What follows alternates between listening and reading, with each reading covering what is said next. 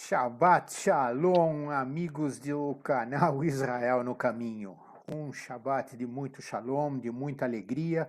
Eu estou em São Paulo e o meu irmão Rubens Cherbas, que está aí no Rio de Janeiro. Aliás, ele não está bem no Rio, ele está no lugar melhor ainda, está em Nova Iguaçu. Bom dia, Rubens.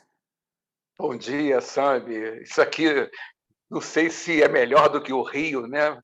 Mas não tem praia. Aqui é a caminho da praia, né? Mas eu estou bem, graças a Deus. Amém. Bom dia. Shabbat Shalom a todos. Então, Shabbat com Shalom significa ter o privilégio de ter o Shalom que excede todo entendimento. E esse todo entendimento vem de você conhecer a verdade, o caminho e a vida. E este é o nosso motto, esse é o nosso lema, que tu, individualmente, tu possas saber quem é o caminho, a verdade e a vida. E nada mais é do que Yeshua HaMashiach, aquele que se deu por nós para nos livrar do pecado. E esta semana nós temos Coré, Bamidbar, 16, 1 a 18:32, profeta Samuel, na 1 Samuel 11, 14 a 12, 22, e Romanos 13, de 1 a 7, e o Salmo 5. Romanos é um livro maravilhoso que nos foi dado pelo Sheliach Shaul, Paulo, o apóstolo. E ele conta algumas coisas maravilhosas em Romanos. Mas aqui em Cora, nós temos uma situação, mais uma vez, de rebeldia. Mais uma vez, o povo se levanta para murmurar contra Deus, confronta Deus de uma maneira muito, mas muito triste. Vejam vocês de que Coré é parte dos levitas, parte dos levim, aqueles que tinham como tarefa cuidar das coisas de Deus, cuidar das coisas do santuário. E ele, insatisfeito com a amplidão da tarefa que lhe for dada por Deus, ele se levanta contra Moisés e contra Arão como se eles fossem realmente os responsáveis pelas coisas, quando na verdade eles viram de que eles ao final descobrem que eles tinham se levantado contra o Eterno.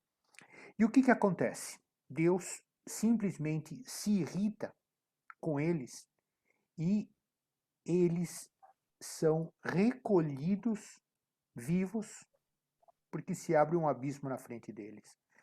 Eu me ponho na posição de quem estava em volta deste pessoal, vendo eles serem levados ao abismo vivos. Deve ter sido muito triste ver as pessoas morrerem de uma forma tão trágica. Mas o que é muito pior, Rubens, é de que no dia seguinte, o mesmo povo vai reclamar contra Deus, dizendo de que morreram os inocentes. Como é que nós podemos achar de que há inocentes naqueles que se levantam contra Deus? Como é que nós podemos considerar pessoas inocentes aqueles que disseram: eu sei mais do que você, Deus?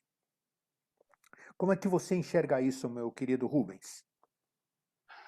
Sambi, a gente tem até dificuldade, como você falou, de se colocar naquele cenário e imaginar como as pessoas tinham tanta prepotência, tanta autossuficiência, tanta arrogância, né, diante do Senhor Deus Todo-Poderoso.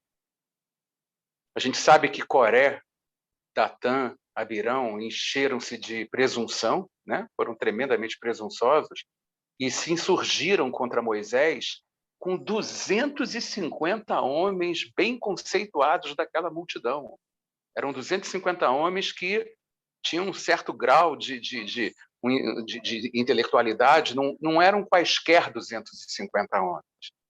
E eles chegaram para Moisés e Arão e disseram: chega, basta, acabou, a gente não suporta mais essa tua liderança. Veja só. Ora, quando todos se apresentaram com incensários diante da tenda da congregação para ver quem é quem, parece aquela história de Elias com os profetas de Baal, o Senhor disse para Arão e Moisés o seguinte: olha só, afasta daqui, chega para trás, porque eu vou consumir esses caras num momento só. O Senhor disse o seguinte para Moisés: fala para toda a congregação, dizendo o seguinte: levantem-se ao redor da habitação de Corá, ou Coré, Datã e Abirão. Então se levantou Moisés e foi a Datã, foi até a tenda deles, e a Abirão, e após ele foram os anciãos de Israel, também juntos. E disse à congregação: desviai-vos, peço-vos, das tendas desses homens perversos, e não toqueis nada do que é seu, para que não sejais arrebatados em todos os seus pecados. Levantaram-se, pois, do redor da habitação de Corá, do entorno de Datã e de Abirão, e Datã e Abirão saíram das suas tendas e se puseram à porta, foram ali para frente, juntamente com suas mulheres, seus filhos, suas crianças. Olha que coisa tremenda. Então disse Moisés: nisso vocês vão conhecer que o Senhor me enviou a realizar todas essas obras que vocês estão vendo, que não procedem de mim mesmo. Se estes morrerem como todos os homens morrem, e se forem visitados por qualquer castigo, como se dá com todos os homens, então eu não sou enviado do Senhor. Vocês estão certos. Mas vou dizer uma coisa para vocês: se o Senhor criar alguma coisa diferente, alguma coisa extraordinária, e a terra abrir a sua boca, como você falou, Sandy, e os tragar com tudo que é seu, inclusive as crianças, e vivos descerem ao abismo, então conhecereis que esses homens desprezaram o Senhor. E aconteceu que, acabando ele de falar todas essas palavras, a terra debaixo deles se fendeu, se abriu a boca e os tragou com casa, homens que pertencem a Corá, com todos os bens, com todas as mulheres, com todas as crianças, enfim. Ele e todos os que lhe pertenciam desceram vivos ao abismo. A terra os cobriu e pereceram no meio da congregação. Imagina como os outros não viram isso tudo. Todo Israel, todo o povo de Israel que estava ao redor deles, fugiu. Porque diziam: não quero que aconteça a mesma coisa conosco. Se mandaram. Do Senhor saiu fogo e consumiu os 250 homens que tinham, não é, oferecido o incenso. Pasmem, quando toda a congregação de Israel murmura contra Moisés e Arão, mesmo depois dessa prova, e os acusam de terem matado o povo do Senhor. Então o Senhor disse para Moisés que iria consumi-los num instante. Olha quantas vezes o Senhor está tentando.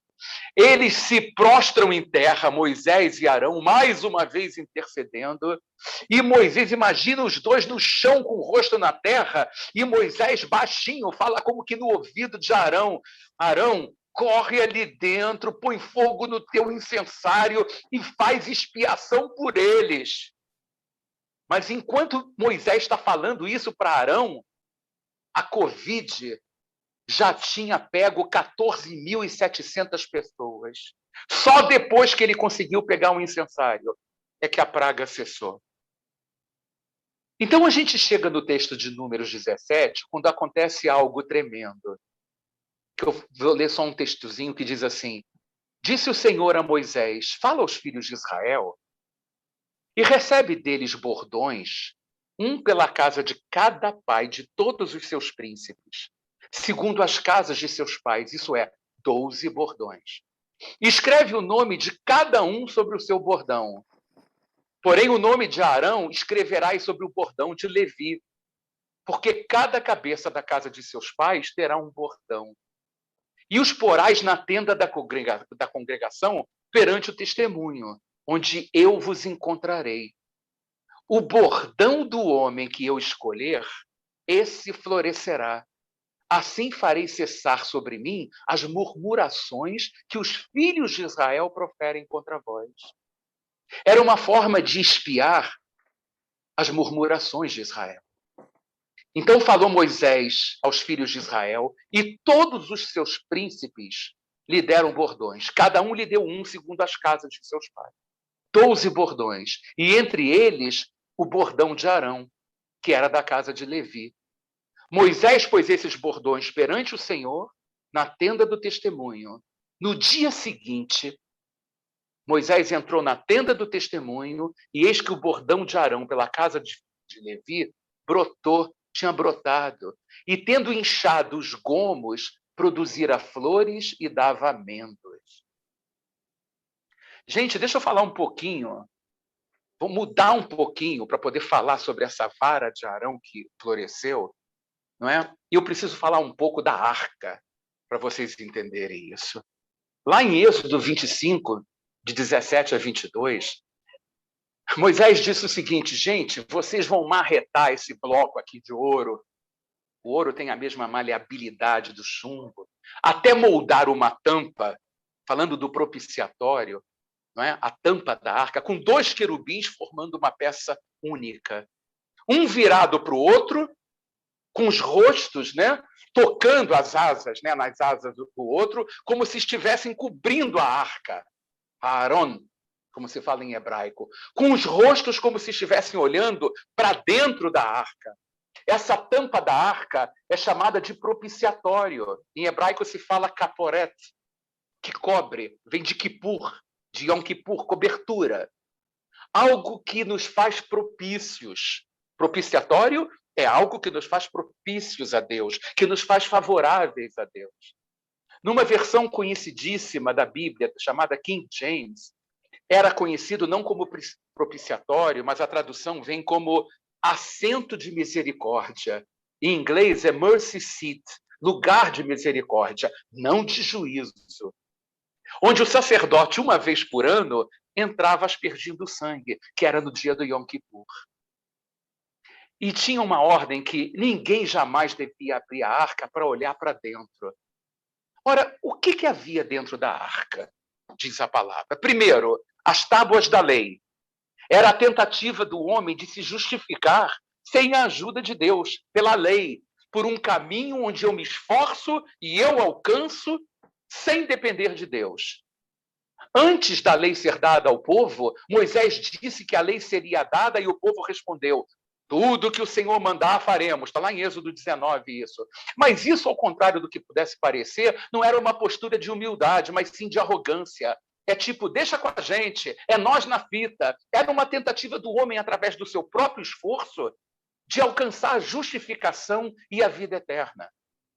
O que mais que havia dentro da arca? O maná escondido num pote de ouro. Depois de um tempo, depois de tanto maná caindo no deserto, o povo estava amaldiçoando o pão do céu.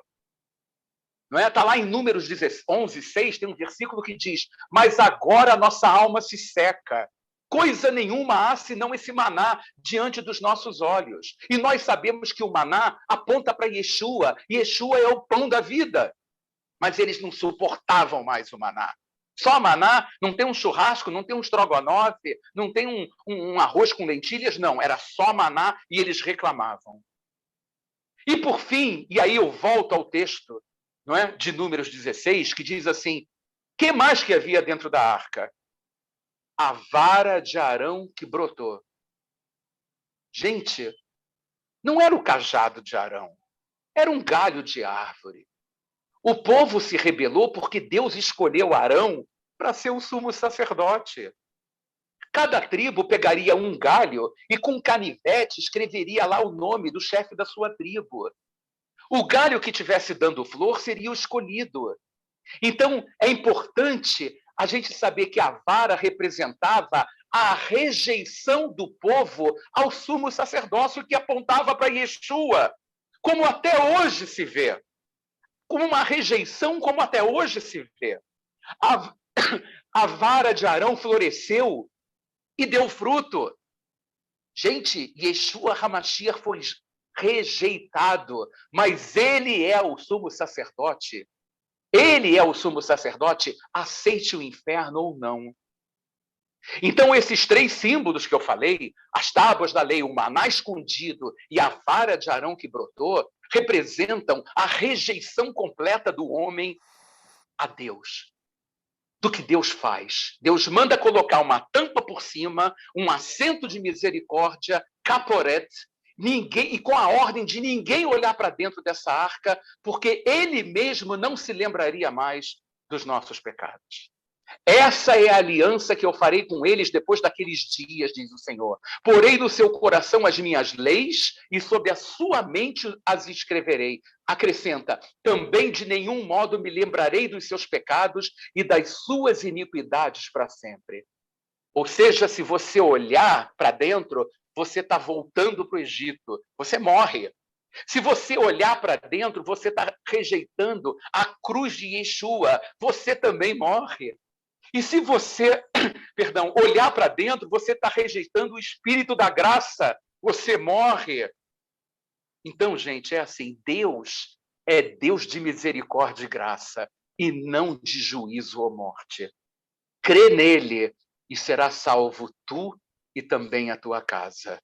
Eu acho, é isso que o Espírito de Deus falou comigo, Sami, amigos, com relação ao que eu vi de mais importante nesse texto, além, né, daquilo que Deus respondeu aos que murmuravam, mas em relação à vara de Arão que tinha florescido. Contigo, Sami. Obrigado, Rubens. Grande, grande, grande. Antes de começar a fazer uma análise complementar, você falou de propiciatório, você falou de algumas coisas que eu acho importantes, e eu queria lembrar vocês de que graça é você receber o que não merece. Já misericórdia é você não receber o que você merece. Ou seja, todo o trabalho que foi feito por Deus durante 40 anos do deserto se resume a você parar para querer ver a graça de Deus nesse caminhar. A você realmente parar para entender a importância de Deus na caminhada. Agora, completando o que você dizia, Rubens, eu vejo uma outra coisa que eu acho importante nessa colocação que você fazia, é com relação aos trabalhos que Deus determinou ser feitos. Então, nós voltamos a cada uma das famílias de Levi, que tinham uma tarefa específica diante do Mishkan. O Mishkan era o conjunto da Arca Sagrada, do Arona Kodesh, como você colocou, e é importante entender de que as tarefas foram determinadas por Deus, não por nós. Deus usa cada um de nós para as tarefas que Ele já preparou. Deus tem, de uma maneira muito clara, definido aquilo que nós somos capazes de ser, apesar daquilo que nós achamos que nós seríamos. A prepotência de Cora e de todos os seus companheiros era desafiar Deus, dizendo: eu sei melhor do que você o que você quer para mim. E como é que este povo poderia ser líder de alguma coisa? Porque eles seriam ufanistas. Eu sou mais, eu sou aquele que sei tudo e vou te ensinar. Muitas vezes eu vejo estudiosos do Talmud, coisa que me deixa triste, ver de que eles dizem: não, Deus se senta junto com os Haverim da Yeshiva para aprender com eles. Aonde pode acontecer uma loucura dessas a não ser com os amigos de Korach? Né? Mas, por outro lado, o que eu queria que vocês entendessem é de que Deus é magnífico. Ele é Elion, o Altíssimo. E ele não teria o que aprender conosco, pelo contrário. Nós é que temos que aprender com ele. Nós é que precisamos parar para olhar de que se ele nos deu uma tarefa para ser feita, creia, você tem capacidade para fazê-la. Eu vi uma vez de que Moisés gastou 40 anos para descobrir que ele não era nada. Mais 40 anos para descobrir de que ele realmente não valia nada. Mas nos últimos 40 anos ele descobriu o que Deus consegue fazer com aquele que se acha que não é nada. Então, eu creio que cada um de todos nós precisa se recolher ao tamanho que temos efetivamente. Então, quando a gente fala de misericórdia e fala de graça, nós nos lembramos de um Deus tão maravilhoso que ele, para nos aproximar dele, com dor no coração, Este Deus diz assim: a única solução é mandar meu filho viver entre eles e morrer por cada um dos pecados que eles já cometeram e que irão cometer. É impressionante nós aceitarmos esta verdade, porque nós, diz a palavra, nós não conseguimos acrescentar um côvado na nossa altura. Nós não conseguimos nem mesmo mudar o cabelo que já caiu ou por aquele que vai cair, ou seja lá o que for. Deus já decidiu aquilo que tem que ser e como tem que ser. Mas se você se humilhar diante de Deus, se você aceitar os mandamentos de Deus, se você entender que realmente você não precisa se preocupar porque Ele anda na tua frente, então talvez você entenda aquilo que o Shaul HaSheliach, o apóstolo Paulo, diz lá em Romanos 13, 3 ele diz, porque os magistrados não são para temor quando se faz o bem, e sim quando se faz o mal. Queres tu não temer a autoridade? Faz o bem e terás louvor dela, visto que a autoridade é ministro de Deus para teu bem. Entretanto, se fizeres o mal, teme, porque não é sem motivo que ele traz a espada, pois é ministro de Deus, vingador para castigar o que pratica o mal. Shaul, dentro da sua visão e daquilo que ele sofreu pelo Evangelho, o Evangelho são as boas novas. As boas novas é aquilo que Jesus fez no Calvário por cada um de nós. E se nós aceitarmos esta realidade de que a única coisa que nós temos que temer é a Deus, nós vamos permitir Deus fazer aquilo que Ele tinha preparado para nós fazermos. Eu acho maravilhoso quando nós lemos Isaías 49:4, onde ele diz: eu mesmo disse, debalde tenho trabalhado inútil e vãmente gastei as minhas forças. Todavia, o meu direito está perante o Senhor, a minha recompensa perante o meu Deus. Ou seja, creia, tão somente creia e espere naquele que te fez, porque Ele é o Criador. Ele é aquele que nos deu a vida por herança. E quando você recebe alguma coisa por herança, é você estar recebendo alguma coisa pela qual você não trabalhou. Quem te deu esta certeza é quem escreveu a Bíblia, é quem morreu por ti na cruz. E ele tem preparado para ti coisas muito maiores do que aquilo que você consegue imaginar. Eu volto para Isaías, só que agora em Isaías 64:4, ele nos diz uma coisa fantástica. Porque desde a antiguidade não se ouviu, nem com o ouvido se percebeu, nem com os olhos se viu Deus além de ti, que trabalha para aquele que nele espera. Dá para vocês perceberem de que o trabalho vai ser feito por Deus. Então, se você não temer o teu Deus, você não vai obedecê-lo. E se você não obedecer o teu Deus, você está jogando fora a oportunidade que te foi dada. Eu acho importante aqui guardar o exemplo de Korah. Exemplo de Korah não pelo positivo, mas pelo negativo. Porque ele sofreu as consequências da sua arrogância. Eu sei mais que Deus. Aceite com humildade que Deus te preparou para fazer alguma coisa maior do que você imaginou fazer, mas com uma diferença. A diferença é de que ele que tem que estar no comando e não você. A diferença é de que ele que tem o bordão que nós vimos que foi colocado no Arona Kodesh, naquela arca que estava lá no deserto.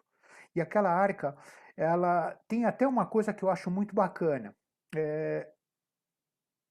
Floresceu como uma amendoeira. A amendoeira tem uma coisa muito interessante. Vocês sabem que a Bíblia toda se passa no Oriente Médio. E no Oriente Médio, quando vem o inverno, tudo morre. Tudo morre. Não há vegetação, é neve, é frio. Porém, olha que coisa bacana. O primeiro a anunciar a primavera é a amendoeira. Ela Amendoeira. começa a florescer antes da primavera chegar. Nós estávamos no inverno das nossas vidas, mortos pelo pecado. Nós tínhamos simplesmente acabado. Porém, nós renascemos na amendoeira quando nós permitimos Yeshua nos aquecer o coração e transformarmos em vitoriosos. Essa a Glória a visão que Deus. eu queria, essa é a visão que eu queria compartilhar com cada um de vocês e mostrar a vocês de que o exemplo negativo você tem, mas o exemplo positivo você também tem. Cabe a ti fazer a escolha da tua vida. Você quer ir para o caminho de Korah ou aceitar Yeshua HaMashiach para ser o Senhor da tua vida? Lembre-se, morreu na cruz do Calvário.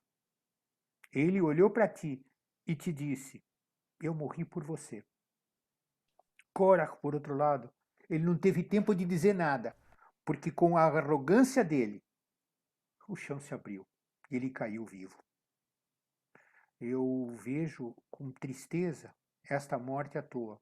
Eu vejo com certeza muitas outras mortes à toa, de gente que não precisaria ter sofrido o que Korah e o seu grupo sofreu, mas também não queria que o sacrifício que Yeshua HaMashiach fosse inválido.